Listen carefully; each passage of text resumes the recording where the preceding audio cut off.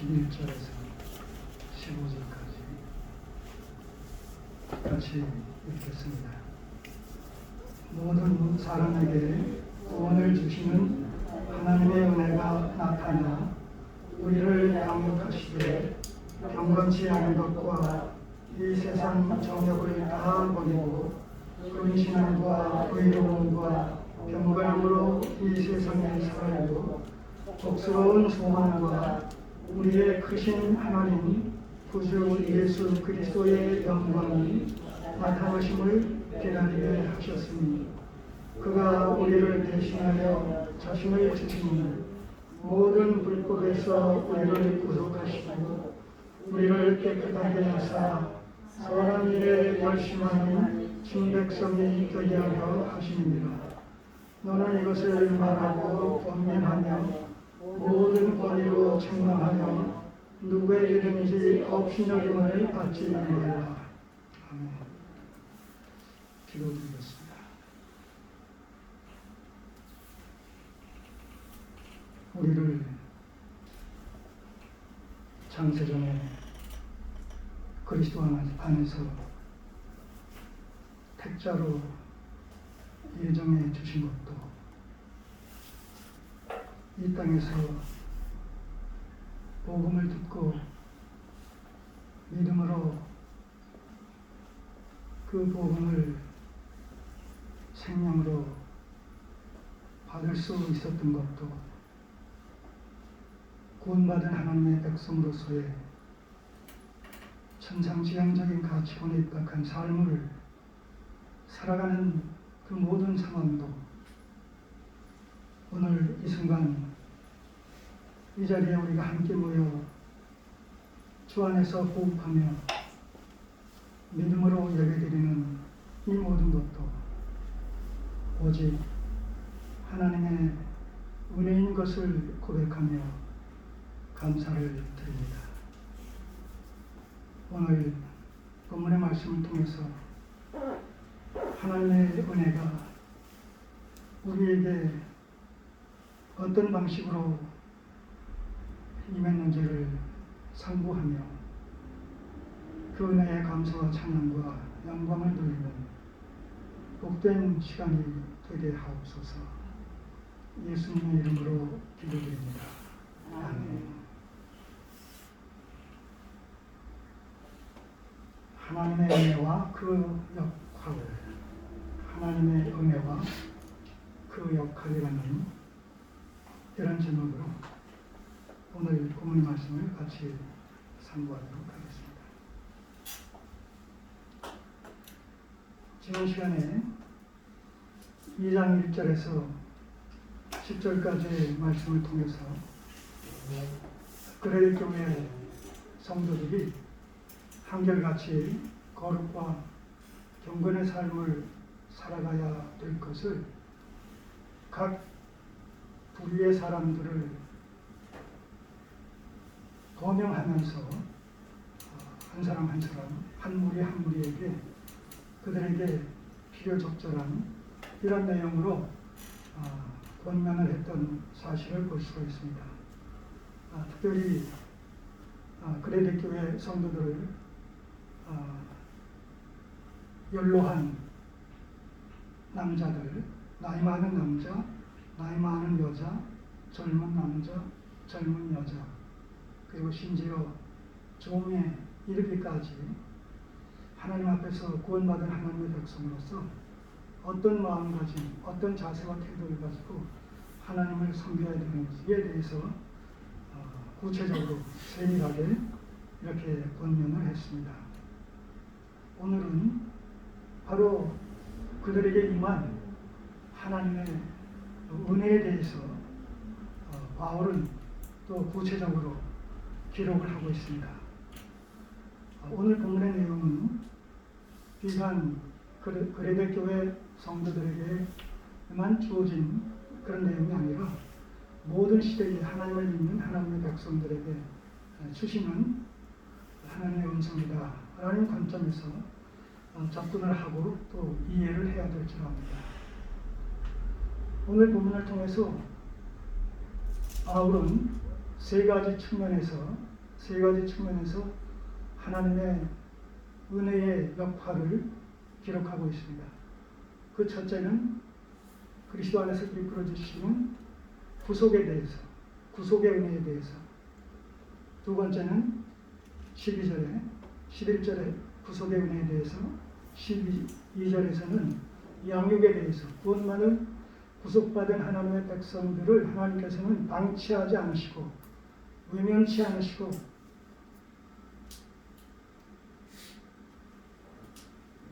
부모가 자식을 낳게 되면 금이와 우기와 진자리 마른 자리 가려가며 건강하게 자랄 수 있도록 보살피지 않습니까? 네. 양육, 구원받은 하나님의 백성들을 그냥 외면치 않으시고 눈동자와 같이 지켜 보호하시면서 인도하시는 이 양육과 관련되어진 은혜의 기능에 대해서, 그리고 13절에 이제 주께서 다시 오시는 재림과 관련한 은혜의 역사에 대해서 소개를 하고 있습니다. 이 세 가지 중요한 이 단어를 우리가 염두에 두고 오늘 본문의 말씀 속에서 하나님의 은혜가 어떻게 기능하고 있는지, 어떻게 작용하고 있는지 그 역할에 대해서 같이 살펴보도록 하겠습니다. 자, 우선 11절을 보시면 하나님의 은혜에 대해서 이렇게 기록하고 있습니다. 모든 사람에게 구원을 주시는 하나님의 은혜가 나타났다.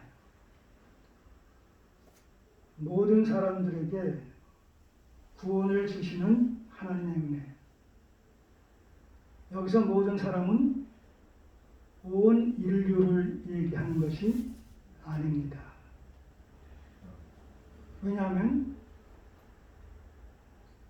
여기서 모든 사람을 전 인류라고 얘기하게 되면 구원받지 못할 사람들이 있어요, 없어요? 없게 되겠죠. 그러면 지옥도 있을 필요가 없겠지요. 근데 지옥도 있고 복음을 듣게 되면 받는 사람이 있고 거절하는 사람이 있죠. 자, 그러니까 여기서 모든 사람들에게 구원을 주신다라고 했을 때 이 모두는 전 인류가 아니라는 얘기예요. 전 인류가 아니라는 얘기는 보편적인 구원론이 성경적이지 않다는 거예요. 구원의 보편성, 모든 사람들이 다 구원을 받는다? 성경은 그렇게 얘기하고 있지 않다는 것이죠. 자, 그런 의미에서 문맥 속에서 이 모든 사람이라는 이 모든이 누구를 가리키고 있느냐라고 했을 때 바로 2절에서 10절까지 내용 속에서 나타난 그레데 교회 성도들에게 거룩과 경건한 삶을 권면하면서 그 성도들을 어떻게 분류를 했어요? 연로한 남자, 연로한 여자, 젊은 남자, 젊은 여자, 그리고 종, 이런 것을 다른 말로 얘기하면 남녀노소 빈부 귀천을 막론하고 그런 의미가 되겠죠. 네.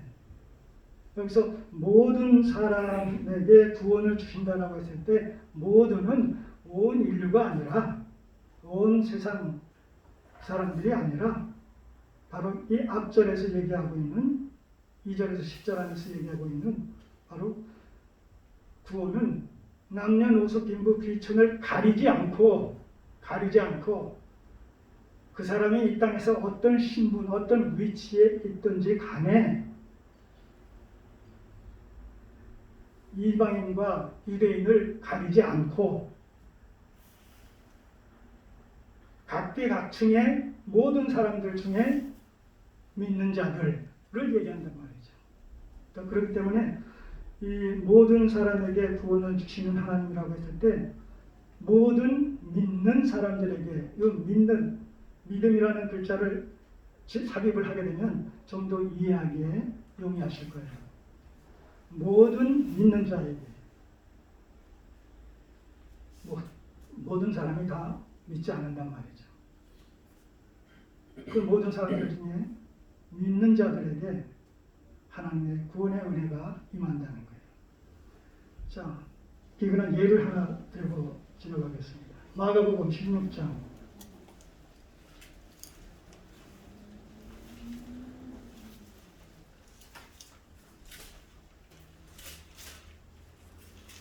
15, 16절.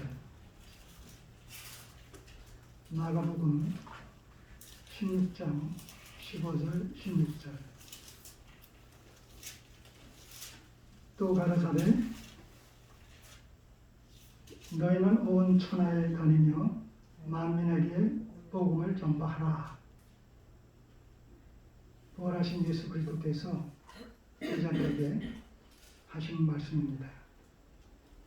온 천하에 다니며 만민에게 복음을 전파하라. 그럼 만민들이, 복음을 들은 그 모든 사람들이 다 복음을 받아들임으로 구원받느냐? 본문은 뭐라고 얘기하고 있어요? 16절에 믿고 세례를 받는 사람은 구원을 얻을 것이요 믿지 않는 사람은 정죄를 받으리라. 두 부류의 사람이 나타나게 된다는 거예요. 복음을 전했을 때, 복음을 듣게 됐을 때 이 복음을 긍정적으로 받아들이는 사람인가 하면 부정적으로 거부하는 사람, 거역하는 사람이 있다는 것이죠. 받아들이는 그 사람은 구원을 받는다는 얘기예요. 이 복음을 받아들여서 구원받는 사람을 다른 말로 얘기하면, 하나님의 관점에서 얘기하면 창세전에 그리스도 안에서 택함 받은 자죠. 예. 그 성경은 모든 사람의 구원의 보편성을 얘기하고 있지 않아요. 모든 사람의 복음을 들어도 그 중에 일부가 제한적으로, 그래서 이 칼빈의 5대 교리를 보게 되면 세 번째가 제한속죄예요. 제한속죄. 주님은 모든 사람의 죄를 다 담당하심으로 말미암아 모든 사람을 다 구원하실 수 있어요. 그럼에도 불구하고 현상은, 결과는 어떻게 나타나느냐? 부분적으로 일부 사람들은 받아들이고 나머지 사람들은 받아들이지 않는다. 자, 그러니까 결과적으로 예수 그리스도의 십자가의 그 효력이라는 것이, 속죄의 효력이라는 것이 그 복음에 긍정적으로 반응하는 그들에게만 적용되어지고 있다라는 의미가 성립이 되는 거예요. 그게 제한속죄죠. 아침에 우리 임성관님하고도 그런 교제를 잠깐 나눴습니다만서도, 자, 창세전부터 하나님께서 그리스도 안에서 우리를 아시고 우리를 택하셔서 하나님의 자녀 삼아 주셨다는 이 사실은 이 땅에서 살고 있는 우리들에게, 복음을 받아들여서 구원을 받은 우리들에게 정말 그 구원의 은혜 속에서 내 편에서, 인간 편에서 행한 일이 전혀 없다는 거예요. 오직 하나님의 일방적인 은혜로 말미암아 가능해졌다는 사실을 생각할 때 모든 감사와 찬양과 영광을 하나님께 돌리게 되는 거죠. 하나님의 은혜라고 했을 때 그 은혜는 어떤 의미를 갖고 있다고 우리가 늘상 배워왔습니까? 받을 수 없는 자에게 베풀어 주시는 하나님의 호의와 친절이다.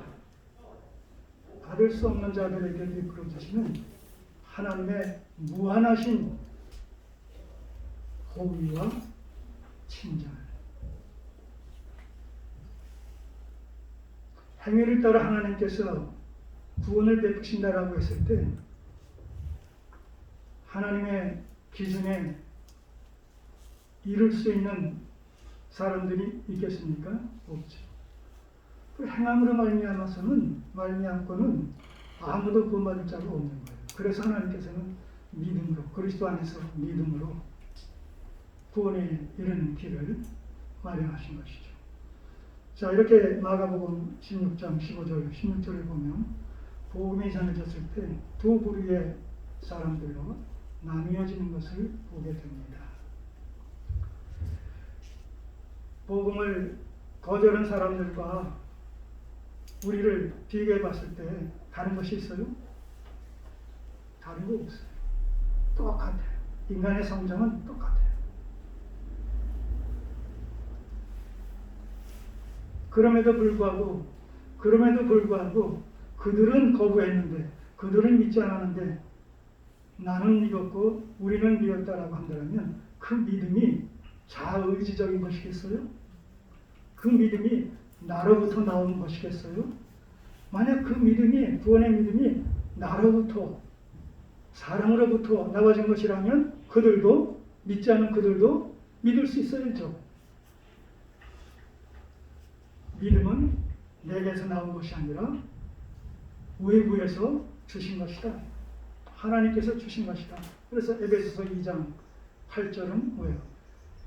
너희가 은혜를 인하여 믿음으로 말미암아 구원을 받았으니, 이것이 너희에게서 나온 것이 아니요, 이것이 너희에게서 나온 것이 아니라는 것은 내 의지로 된 것이 아니라, 너희 행위로 된 것이 아니라 하나님의 선물이다. 선물은 주는 자와 받는 자, 선물은 누구에 의해서 주는 겁니까? 받는 자가 받을 자격이 있어서 선물을 줍니까? 그게 아니죠. 주고 싶은 주는 자 입장에서 오야마음대로 주고 싶어서, 구원이 그런 것이거든요. 그러니 얼마나 감사합니까? 따지고 보면 너나 나나 똑같기 때문에 행위의 근거에서, 공적의 근거에서는 어느 누구도 구원을 받을 수 없는 상황인데, 그런 똑같은 그런 성경을 갖고 있는 너와 나인데 하나님께서 내게는 그 복음을 듣고 믿음을 주셔서 구원을 해주시고, 또 상대방에게는 그 복음이 거부됨으로 말미암아 멸망에 이르게 된다는 사실을 생각할 때 얼마나 끔찍하면서, 끔찍한 만큼의 비례해서 얼마나 감사합니까? 이 감사가 바로 기독교 신앙의 동인이 되어지고 출발이 되어져야 된다.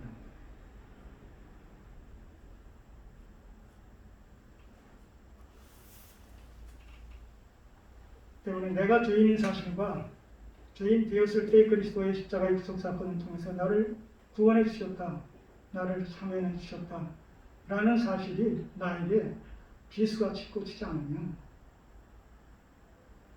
감사와 감격으로 다가오지 않으면 믿음을 고백할 수 없는 것이죠. 신앙을 고백할 수 없는 것이죠.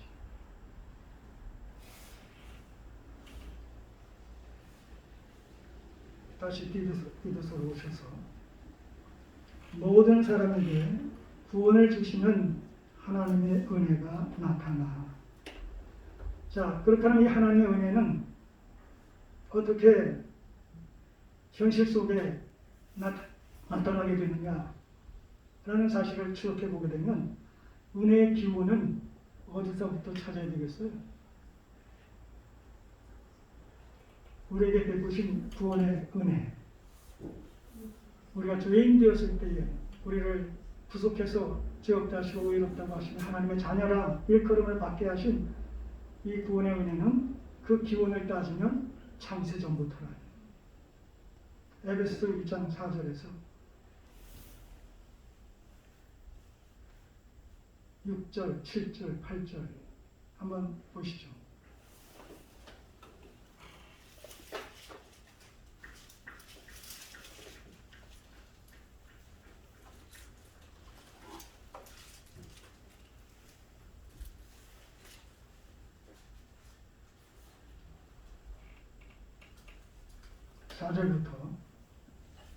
그 창세전에 그리스도 안에서 우리를 택하사 우리로 사랑 안에서 그 앞에 거룩하고 은혜 얻게 하시려고 그 기쁘신 뜻대로 우리를 예정하사 예수 그리스도로 말미암아 자기 아들에게 되게 하셨으니, 이는 그의 사랑하시는 자 안에서 우리에게 거저 주심과 그의 은혜의 영광을 찬미하게 하려는 것입니다.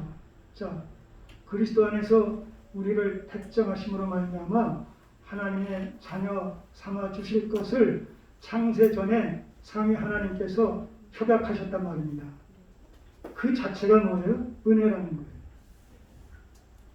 그래서 구원받은 하나님의 백성들은 범사에 하나님을 인정하며 범사에 하나님께서 베풀어 주시는 은혜로 말미암아 살며 기도하며 호흡하고 있다는 사실을 우리가 전심으로 믿어 의심치 말아야 된다는 것이죠.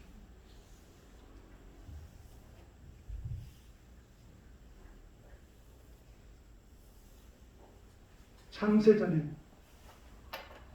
구속의 은혜의 출발은 기원은 창세전부터 그 창세전의 기원을 둔 하나님의 은혜는 어떻게 구체적으로 현실 속에 나타나게 됐습니까? 성육신 사건을 통해서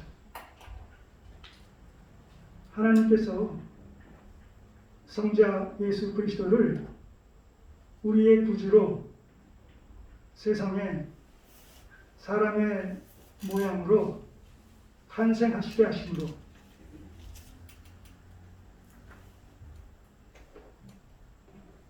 요한복음 1장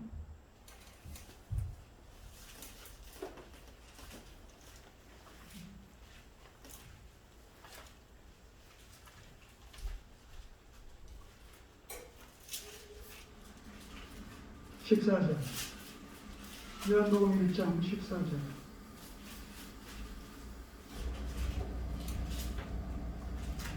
말씀이 육신이 되어 우리 가운데 거하시네 우리가 그 영광을 보니 아버지의 독생자의 영광이요 은혜와 진리가 충만하다.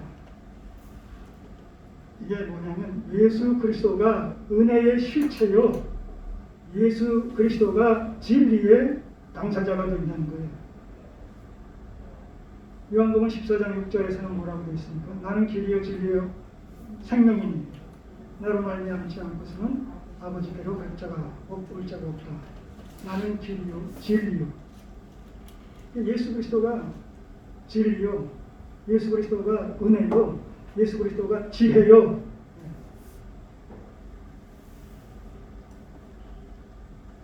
은혜가 인격화되어질 때에 그게 바로 예수 그리스도로 나타나게 되는 거예요. 진리가 인격화되어질 때 예수 그리스도로 나타나게 되는 거예요. 지혜가 지혜를 인격화시키게 될 때 예수 그리스도가 나타나게 되는 거예요. 그래서 은혜의 현실, 은혜가 현실 속에서 예수 그리스도의 성육신 사건을 통해서 세상 가운데 그 모습을 구체적으로 드러냈다는 거죠. 그러면 은혜의 적용은 세상 가운데 나타난 그 은혜가 이제 구체적으로 적용되어지는 것은 십자가 사건이라고 합니다.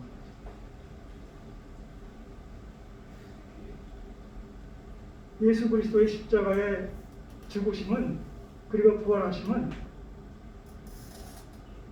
은혜와 사랑이 구체적으로 현시된 드러나게 된 사건이다. 계시적 사건이다. 그럼 그 은혜의 결과는 뭐예요?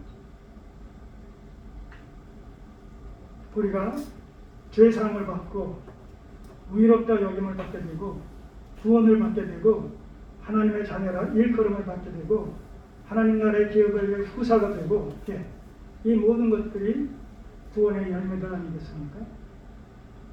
이런 식으로 하나님의 은혜는 창세전부터 계획되어지고 그리고 세상 역사 속에서 구체적으로 시행되어지고 적용되어짐으로 말미암아 지금도 계속 지속되고 있다는 것이죠. 사도 바울은 뭐라고 얘기했습니까? 고린도전서 15장에서 나의 나됨은 오직 하나님의 은혜다. 우리가 살고 있고 기도하고 있고 호흡하고 있고 이렇게 예배드릴 수 있고 믿음을 보존할 수 있고 이 모든 것들이 바로 하나님의 은혜가 작용하고 있기 때문이다.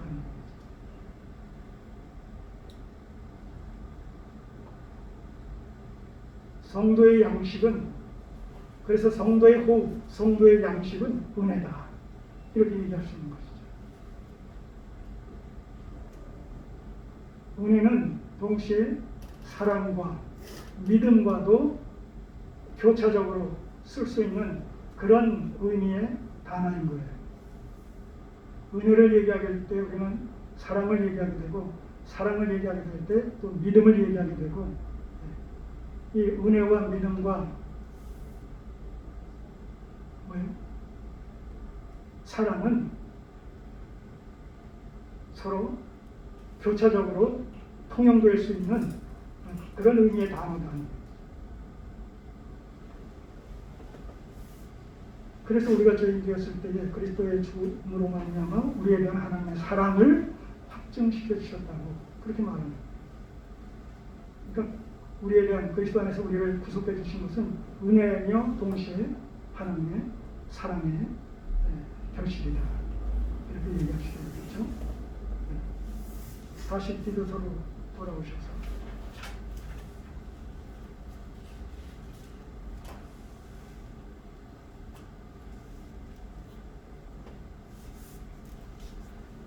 자, 이렇게 하나님의 은혜가 그리스도 안에서 우리를 구속해 주셨을 뿐만 아니라 12절 두 번째, 구원받은 하나님의 사람들을 우리를 양육하신다는 거예요.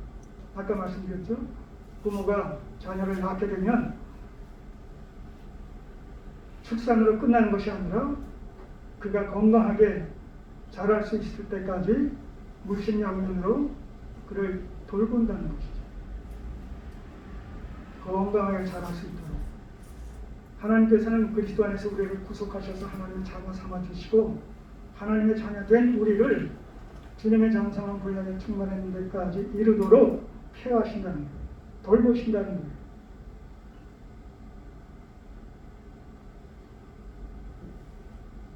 여러분, 사고가 나는 것을 보게 되면 눈 깜짝할 새에 일어날 뿐만 아니라 어떻게 저런 상황 속에서 저런 사고가 날 수가 있지? 그 사고의 원인을 도저히 이해할 수 없는 그런 그 모습으로, 방식으로 또 사고가 나는 것을 또 볼 수가, 확인할 수가 있어요. 사고를 당하는 사람은 누구고 그 사고 난 것을 지켜보는 사람은 누굽니까? 매일반 아니겠어요? 그 얘기는 뭐냐면 그 사고가 다른 사람에게서 발생한 또 경험한 그 사고가 내게서도 우리에게서도 일어날 수 있다는 것이죠. 우리는 모든 상황, 모든 사람들이 같은 어떤 위험 하에 존재하고 있고 살아가고 있다라고 얘기해도 과언이 아니죠. 그런데도 불구하고 오늘 우리가 이렇게 살며 기도하며 호흡하며 안전하게 이 자리에 모여서 예배를 드릴 수 있다 하는 이것도 뭐예요? 하나님의 은혜의 선물이다. 이것도 하나님의 은혜의 결과다. 여러분들이 집에서부터 차를 몰고 안전하게 여기까지 오실 수 있었다라는 사실도 뭐예요? 하나님의 은혜란 말입니다. 근데 우리는 너무나 당연시하잖아요. 그 모든 것들. 공기 속에 산소가 없으면 1분, 2분을 살 수 있겠어요? 그런데도 불구하고 호흡할 수 있는 공기, 산소를 주셔서 감사합니다. 이런 기도 하나 한단 말이죠. 감사의 제목을 찾으면 우리 주변에서부터 얼마나 많을까요? 모든 것이 감사 투성이가 되지 않겠습니까? 다시 한번 우리는 구원받은 하나님의 백성으로서 오늘을 이렇게 편안하게 살고 있다. 더구나 주님 앞에 나와 함께 구속의 은혜를 덧입은 주의 백성들끼리 함께 모여서 공동체적으로 예배를 드리고 있다. 이것이 얼마나 감사한 일이고 감격스러운 일인지 제 음미, 제 조명을 해봐야 되겠다는 겁니다. 자, 이 양육의 내용이 뭐냐라고 했을 때 두 가지 측면에서 다루고 있어요. 부정적인 측면과 긍정적인 측면에서.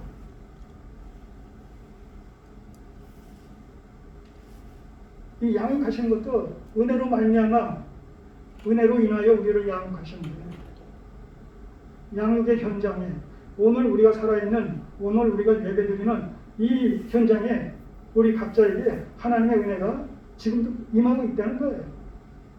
그 은혜 가운데 우리를 붙들어 주시고 우리를 기뻐하시는 뜻대로 인도해 주신다는 것이죠.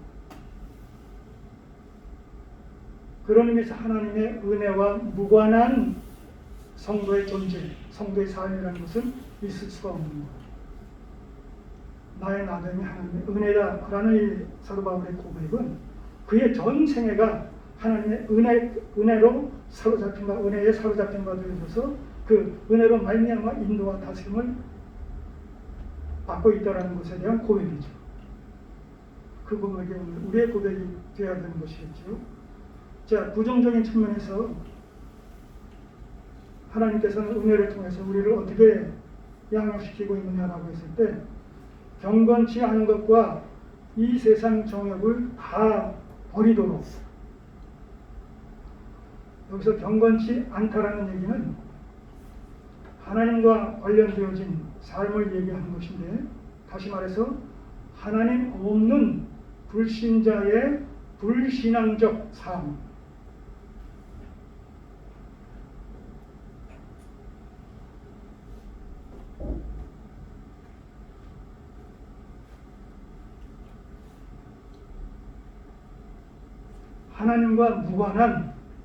하나님과 무관하게 행동하는 모든 불순종, 모든 불신앙적 삶이 경건치 않은 것이다.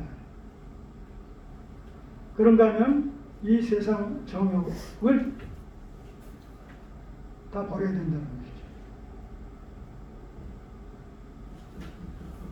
갈라디아서 5장 24절,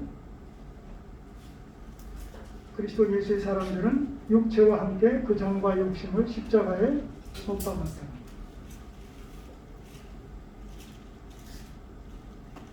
내가 그리스도와 함께 십자가에 못 박혔나니 그런즉 이제는 내가 산 것이 아니라 내 안에 오직 그리스도께서 사시는 것이라. 우리의 옛사람은 그리스도와 더불어 십자가상에 못 박혀 죽었다는 겁니다. 본질에 있어서 그렇다는 겁니다. 때문에 우리의 몸을 우리의 병기로 죄에게 내어주지 말고 의의 병기로 하나님께 드리는 삶을 살아가라고 촉구하고 있어요. 때문에 하나님께서는 이렇게 경건치 않은 것과 이 세상 정욕을 다 버릴 수 있도록 성령을 통해서 우리를 도우신다는 겁니다. 이 세상 정욕이 뭐겠어요? 요한일서 이 세상에 속한 모든 것들을 사도 요한은 세 가지로 분류를 해서 구별을 하고 있습니다. 요한일서 2장 16절 17절을 보시면 육신의 정욕, 안목의 정욕, 이생의 자랑. 근데 이 모든 것들이 하나님으로부터 온 것이 아니라 세상으로부터 온 것이다. 그렇기 때문에 이것을 사랑하는 자는 하나님의 사랑을 입을 수가 없다. 이렇게 얘기하고 있어요. 우리가 구원의 은혜를 받아서 거듭나서 하나님의 백성이 됐다라고 했을 때, 하나님의 백성된 삶이라는 것은 이 땅에 살고 있지만 이 땅과는 무관한 자처럼 살아야 된다라는 것을 성경은 집요하게 요구하고 있어요.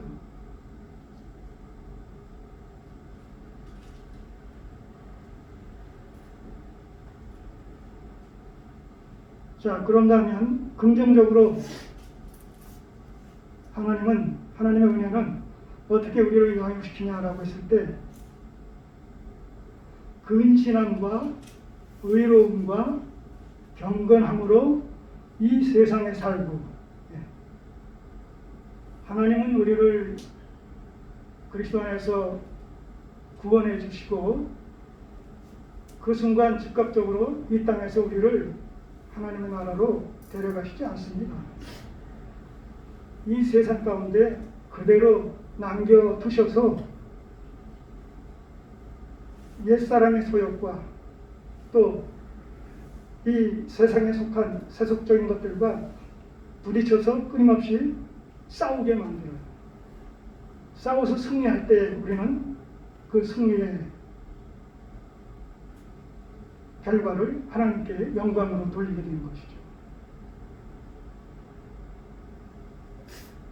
생각 같아서는 즉시 구원받은 즉시 하나님의 나라로 데려가시거나 끌어 올리시면 더 이상 죄악된 것과의 연관 속에서 고민하고 고통하고 괴로워하지 않을 수가 있을 텐데라고 우리는 생각하지만 하나님의 생각은 그것이 아닙니다.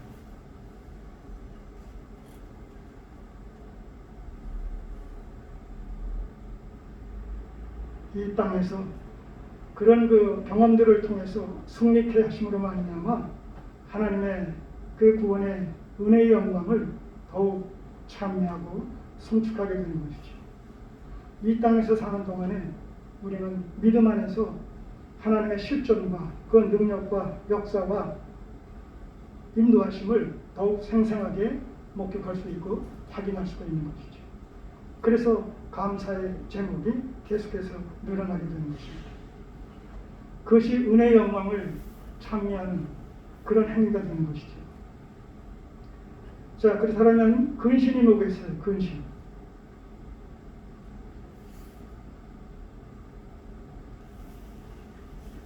신중함이죠. 언행심사에서 조심스럽고 신중하게 처신하는 것이 이게 근신하는 것이죠. 우리 그리스도인들은 이래야 된다는 거예요. 근신하는 자세와 태도를 취해야 된다는 것이죠. 그리스도인의 언행심사가 구원받은 이전에 나의 옛사람의 어떤 모습과 큰 차이가 나지 않는다면, 또 믿지 않는 다른 사람들이 살아가는 방식과 차이가 나지 않는다면 내가 정말 구원받은 하나님의 백성이고 잠언 자도 앞에 가야 된다는 거예요. 왜냐하면 우리가 그리스도인이 될 때라는 것은 뭐예요?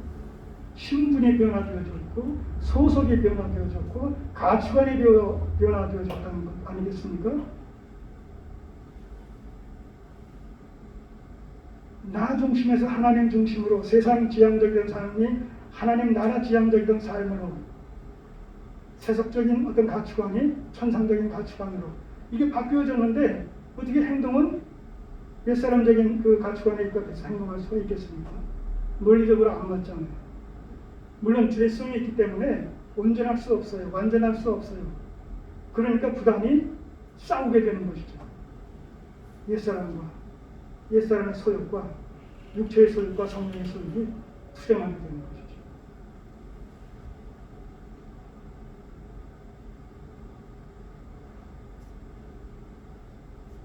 정상적인 그리스도인이 현실을 살아가는 삶의 이 성격은 부단히 영적으로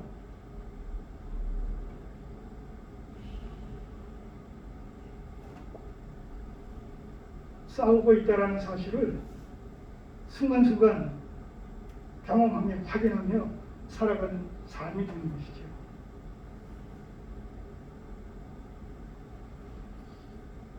의로움과 이 근신함은 자기 속에서, 자기와의 관계 속에서 표출되는 그런 덕목이고, 그 다음에 의로움과 타인과의 관계에 있어서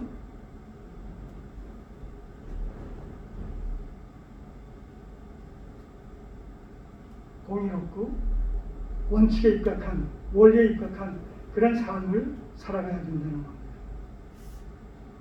타인과의 관계에서. 그 다음에 경건함은 하나님과의 관계 속에서, 범사의 하나님을 인정하며 하나님의 기뻐하신 뜻을 쫓아 살아가려는 삶이 나를 온전히 사로잡아 이끌어가야 된다는 것이죠. 그런데 이 근신함과 의로움과 경건함으로 이 세상에 살고, 이 현실 속에서 그렇게 살라니까, 현실 속에서. 그런 현실 속에서 근신함으로, 의로움으로, 경건함으로 살게 되면 현실 속에서 믿지 않는 사람들과의 사회생활 경쟁 속에서 승리할까요? 패배할까요? 이길까요? 질까요? 이기는 빈도보다 지는 빈도가 더 많을지 몰라요. 왜? 우린 다툼이 일어나기 전에 양보하고 포기하고 차라리 자기를 부인하는 삶을 살게 되지 않습니까? 우리가 제자도의 삶이 그거 아니에요? 자기 부인과 십자가를 지고 가는 삶 아니겠습니까? 자기를 부인하는데 남과 싸울 수 있겠어요? 자기를 부인하는 삶을 살아가는 사람이 남과 계속해서 싸울 수 있겠느냐고요. 싸우려고 하는 것보다 양보하려는 마음이 더 강하게 나를 지배하고 있게 되는 것이죠. 그리고 시간이 흘러가게 되면 거기에 자연스럽게 익숙해지는 거예요. 그런 사람이에요. 주변 사람들이 뭐 저런 사람이 다 있어. 예.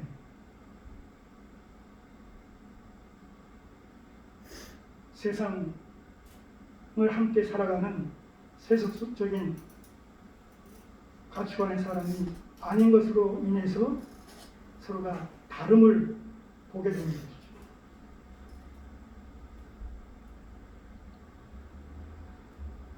우리가 그런 얘기를 듣지 않습니까? 처음에는 몰랐다가 나중에 어떤 계기가 되어져서 난 교회 다닌다, 난 장로다, 집사다, 또 목사다 이런 얘기를 그런 사실이 확인됐을 때 어쩐지 그래서 그랬군요. 이런 우리가 반응을 상대방에서 듣게 되는 경우가 왕왕 있지 않습니까?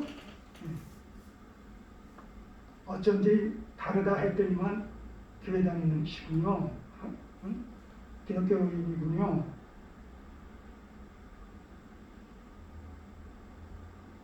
드러내서 자신의 정체를 밝히지 않아도 지금 말씀드린 거듭난 자로서 새로운 피조물로서 천상지향적인 가치관이 있다 해서 나보다 남을 더 낫게 여기고 하나님을 기쁘시게 영원하게 해드리고자 하는 그런 삶으로 살아가게 되면 자연스럽게 차별화, 구별화가 이루어진다는 거예요.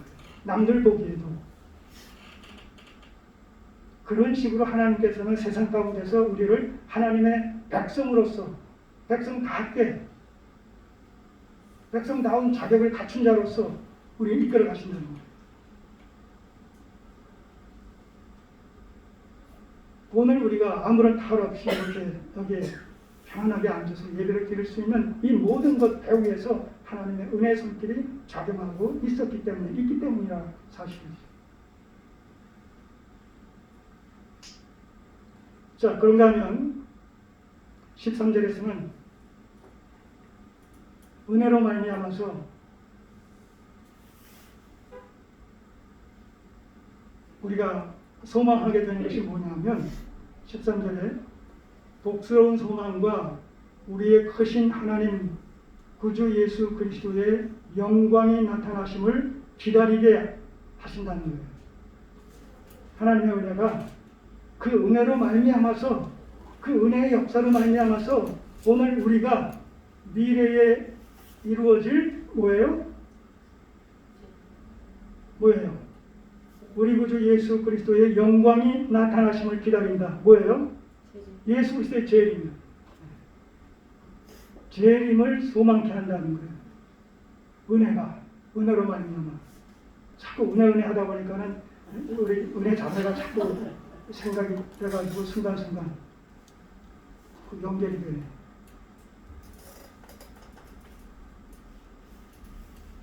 성경 속에 나타난 은혜의 정체성이 이럴진데 그 은혜를 이름으로 삼고 있는 사람은 어떤 삶을 살아가야 될까?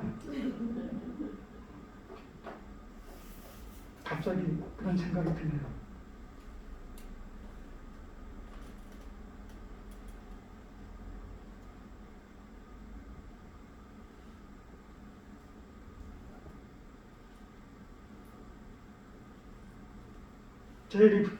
재림은 복스러운 소망이다. 복스러운 소망이다. 재림은 복스러운 소망이다. 왜냐하면 재림으로 말미암아 하나님의 구속의 은혜가 최종적으로 성취되기 때문에 우리는 영생의 실질에 들어갈 것이요 부활의 생명을 소유할 것이요 완전한 구원의 삶을 하나님 나라에서 하나님과 더불어서 살아가는 그런 내세의 삶이 현실화되어지기 때문에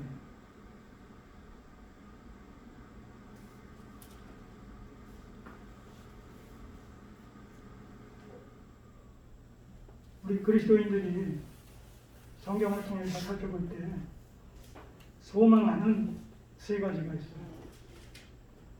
그리스도인의 세 가지 미래지향적인 소망.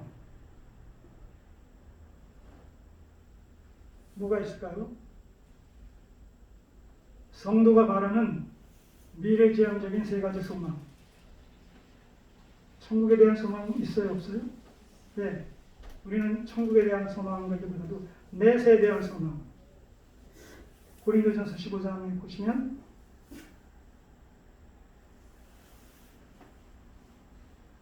만일 우리의 바라는 것이 이 생뿐이면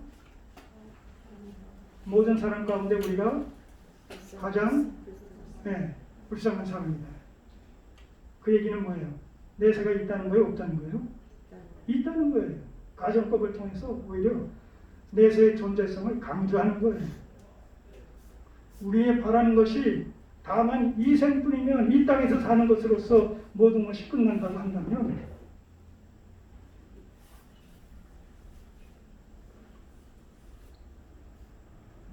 그리스도인들이 가장 불쌍한 자입니다. 없는 것을 있는 것으로 알고 거기에 생명을 거니 얼마나 무모한 행동이겠어요. 얼마나 무가치한 삶을 사는 것이겠어요. 오히려 불신자들은 없다고 하는 것을 전제하니까 자기 소견에 좋을 대로 사는 것이죠. 우리는 안 보이지만 있다고 믿기 때문에 그 나라를 염두에 두고 이 땅에서 절제하고 통제하는 삶을 살아가는 것이죠. 그러니까 당장은 우리가 손해보는 것 같아요.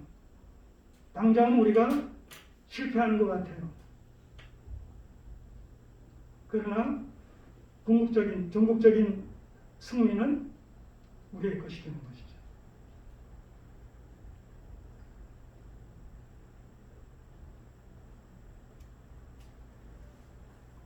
내세에 대한 소망.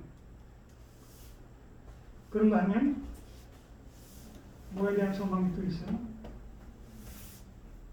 재림에 대한 소망이 없어요?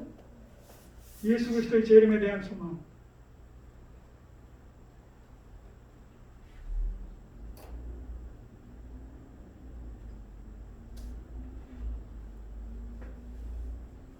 죄와 상관없이 나를 바라는 자들에게 두 번째 오시겠다고 약속하고 있잖아요. 갈라디아서 1장 9절 이하에서는 승천하시는 부활하신 주님께서 40일 이 땅에 계신 후에 하늘로 승천하실 때에 천사가 뭐라고 얘기해요? 너희가 보는 저 예수님은 너희가 본 그대로 다시 오실 것이다. 예수 그리스도의 재림은 우리의 소망의 절정 아니겠습니까? 자, 그런가 하면 내세에 대한 소망과 재림에 대한 소망 외에 무슨 소망이 또 있어요? 부활의 소망이신 부활의 소망. 그 내세에서의 신령한 내세에서 살 수 있는 신령한 몸으로서의 부활. 이 내세와 재림과 부활 사건은 그리스도인들이 이 땅에 살면서 바라는 3대 소망이라고 이렇게 정리할 수가 있겠어요. 그 세 가지 소망 우리 모두 분명하고 확실하게 믿음으로 소유하고 계십니까? 내세가 있으니 믿어져요?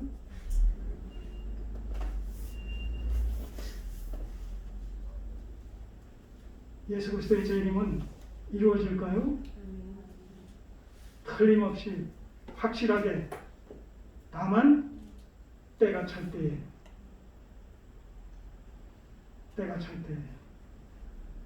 주님은 반드시 확실하게 오실 겁니다. 그것은 하나님의 약속의 근거에서 메시아가 오실 것에 대해서, 구세주가 오실 것에 대해서 예언된 그 예언의 말씀이 2000년 전에 예수 그리스도의 베들레헴의 탄생, 성육신하신 그 예수 그리스도로 말미암아 성취됐다라는 사실은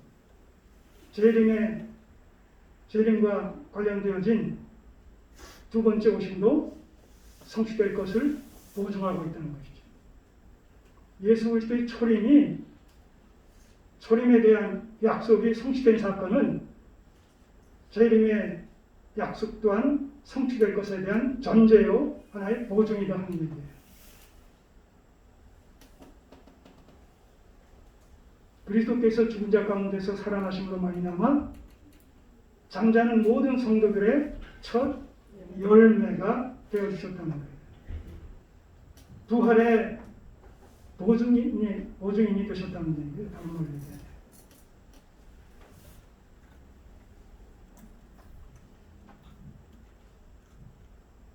(13절에서) 바울 사도는 다시 한번 그리스도의 구속 사역을 정리를 해줍니다. 은혜로운 삶에 대한 결론으로 14절에서 그가 우리를 대신하여 자신을 주심은, 그가 우리를 대신하여 자신을 주셨다라는 이 표현은 지금 무슨 사건을 얘기하는 거예요? 십자가의 대속적인 죽음의 사건을 얘기하는 것이죠. 자신을 주심은 우리를 대신하여 우리의 죄값인 사망을 대신 지불하시기 위해서 십자가에 달려서 저주받은 자가 달리는 십자가에 달리심으로 저주를 받으셨다는 거예요. 우리의 구속을 위해서 대신 십자가에 저주를 받으셨다. 그가 우리를 대신하여 자신을 주심은 왜 십자가에 달려 죽으셨느냐? 왜 대속적인 죽음을 담당하셨느냐? 그 대속적인 죽음이다, 대속적인 사건이다라는 그 표현 자체 속에서 자신의 죄로 말미암아 죽으신 것이 아니라 남의 죄를 뒤집어 쓰고 그 죄값을 지불하기 위해서 애매히 죽으셨다, 그런 의미가 성립이 되는 것이지요. 그러나 그 죽음을 억지충양식으로 담당한 것이 아니라 자원해서 기뻐하심을 드러내기 위해서 하나님의 뜻에 순종하고자 하는 그런 마음가짐으로 십자가에 달려 우리 대신 죄값을 치르시기 위하여 죽으셨다. 왜 그랬느냐라고 했을 때, 왜 그랬느냐? 십자가의 죽으심에 대한 공적인 효력이 있는데 뭐냐? 모든 불법에서 우리를 구속하시고 우리를 깨끗하게 하시기 위해서. 모든 불법에서 우리를 구속하신다는 얘기는 뭡니까? 죄에 대한 사명이죠. 죄 없다 하시고 깨끗하게 했다는 얘기는 의롭다고 하십니다. 우리를 하나님 앞에서 죄 없는 자로, 그리고 의로운 자로 세워주시기 위해서 우리의 죄값을 대신 그리스도께서 담당하셨다. 로마서 4장 25절에서는 예수는 우리의 범죄함을 위하여 내어줌이 되고 우리를 의롭다고 하기 위해서 다시 살아나셨느니라, 이렇게 말씀하고 있지 않습니까? 이건 지금 교리예요. 복음이며 교리입니다. 근데 복음이며 교리를 강조하게 되면 그 다음에 반드시 그러므로 이 복음을 듣고 이 믿음으로 말미암아 구원받은 너희들은 그러므로 이렇게 행해야 된다라는 명령조의 말씀이 반드시 뒤따르게 되어 있어요. 여기 보세요. 그가 우리를 14절 그가 우리를 대신하여 자신을 주심은 모든 불법에서 우리를 구속하시고 우리를 깨끗하게 하기 위해서. 자, 이것은 이미 우리에게 그리스도 안에서 그리스도로 말미암아 우리에게서 이루어졌어요? 이루어지지 않았어요? 이루어졌어요. 그러니까 이 하나님의 구속의 은혜가 이루어지고 구속함을 받은 자들은 어떤 책임과 의무가 있느냐, 어떤 본분과 도리를 다해야 되느냐라고 했을 때 선한 일에 열심하는 친백성이 되어야 된다는 거예요. 선한 일에 열심하는 친백성으로 삼아주시기 위해서 우리를 먼저 그리스도 안에서 우리를 구속해 주심으로 지옥다 하시고 의롭다고 하시며 하나님의 자녀로 삼주셨다는 거예요. 그러니까 그리스도의 구속함을 받은 자들에게는 엄청난 책임과 의무가 요구되고 있는데 그 요구가 강제적인 요구가 아니라 사랑이 동기에 유발되어진 실천적이고 자발적인 삶이라는 맥락 속에서 자녀가 부모를 조건부적으로 섬깁니까? 본분과 도리의 심정을 가지고 섬깁니까? 효도라는 것이 강제적인 거예요. 요즘은 세상이 잘못돼서 효도도 각서 쓰면서 재산을 물려주고 제대로 효도하지 않으면 그거 다시 반납해서 할 수 있고 각서가 무효화되어질 수 있고 뭐 그런 세상이 왔어요. 효도가 실종이 되다 보니까 강제하면서까지 부모를 섬기도록 거기에 금전적인 것을 하나님 미끼로 던져서 이런 참 폐역한 시대가 지금 도래하고 있어요. 그런 가운데서 우리가 살고 있어요. 근데 여기서는 뭐예요? 선한 일에 열심하는 친백성이 되게 하시기 위해서 먼저 우리를 그리스도 안에서 구속해 주셨다는 거예요. 은혜로. 그러니까 그 은혜를 입은 구속의 은혜를 입은 자들은 당연히 마땅히 자발적으로 자원해서 그 사랑에 감격하고 감동해서 하나님을 본분과 도리 차원에서 섬기게 된다는 것이죠. 여기서 선한 일에 열심한다. 선한 일이 뭐예요? 하나님의 교훈과 뜻을 쫓아서 뜻에 합당하게 로마서 12장 2절 이 세대를 본받지 말는 거예요. 마음을 새롭게 하면 너를 변화를 받아 하나님의 선하시고 기뻐하시고 온전하신 뜻을 분별해서 사는 삶이 선한 삶이 되겠죠. 마태복음 6장 33절에서 그의 나라와 그의 의를 추구하며 살아가는 삶이 선한 삶이 되겠죠.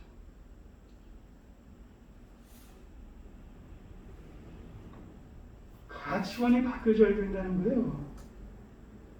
우리가 참 믿음의 소유자라면 참 믿음으로 말미암아 하나님의 백성이 됐다면 우리의 전 인격이 바뀌어져야 된다는 거예요. 지정이니까.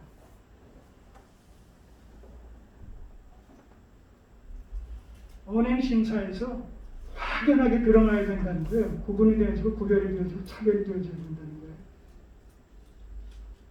내가 소속된 교회 밖에서 내가 소속된 그 사회생활의 현장에서 나에 대한 주위 사람들의 평가는 어떤지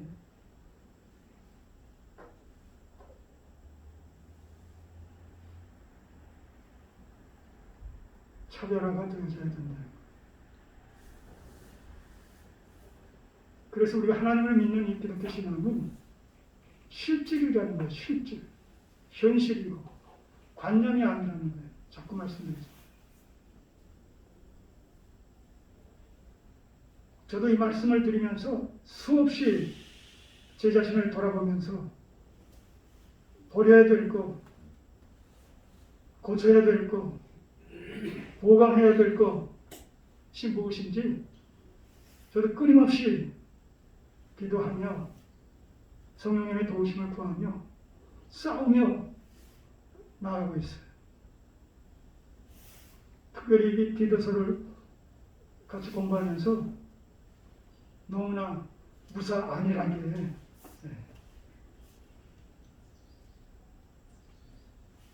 구속의 은혜로 우리에게 주신 이 자유를 방종으로 오해를 하고 살지 않았는지도 돌아보면서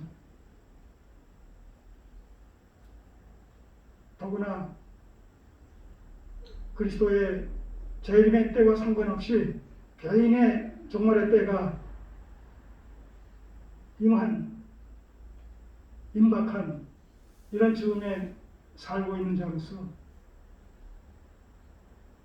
어떤 마음가짐, 어떤 행동을 가지고 어떤 자세와 태도를 가지고 주님을 섬겨야 될지 좀 더 심각하게, 냉정하게 자신을 성찰하는 이런 시간을 가지면서 이 말씀을 준비하게 되더라고요.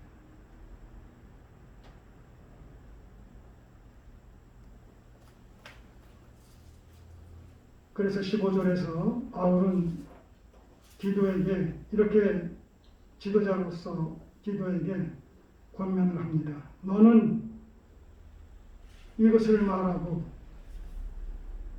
지금까지 얘기한 그런 양육의 내용을 말하고 권면하며 모든 권위로 책망하여 누구에게든지 업신여김을 갖지 말라. 디도가 젊은 이런 목회자요 지도자이기 때문에 혹여 교회 속에 연로한 이런 남자들 여자들 있다고 그러지 않았습니까? 이런 사람들이 경히 여길 수가 있기 때문에 하나님의 말씀에서 비롯되어지는 권위를 가지고 영적 권위를 가지고 당당하게 담대하게 가르치고 또 권면해서 모두가 주님의 장성한 분량을 충만한 데까지 이루는 일에 최선으로 경주해야 된다 라고 지금 디도에게 권면을 하며 위로해 주는 것이죠. 오늘 우리가 다시 한번 하나님의 은혜가 구속을 통해서 양육을 통해서 주님의 재림을 통해서 어떻게 기능하고 작용하고 역사하는지를 다시 한번 살피면서 우리의 삶이 범사에 하나님을 인정하며 하나님의 은혜로 말미암아 인도와 다스림을 받는 그런 하나님의 친백성으로서의 삶을 살아가는 일에 다시 한번 우리 자신을 점검하며 정리하는 그런 시간이 되기를 소원합니다. 기도드리겠습니다. 아버지 하나님, 오늘도 우리에게 주시는 살아계신 하나님의 음성을 듣습니다. 하나님의 은혜를 먹고 사는 우리 그리스도인들이 범사의 하나님을 인정하며 기뻐하시는 뜻 가운데 살아갈 수 있도록 주의 성령께서 날마다 책임하시고 주장하시며 인도해 주시옵소서. 주님의 장성한 분량에 충만한 데까지 이룰 수 있도록 성령께서 역사해 주시옵소서. 예수님의 이름으로 기도드립니다. 아멘.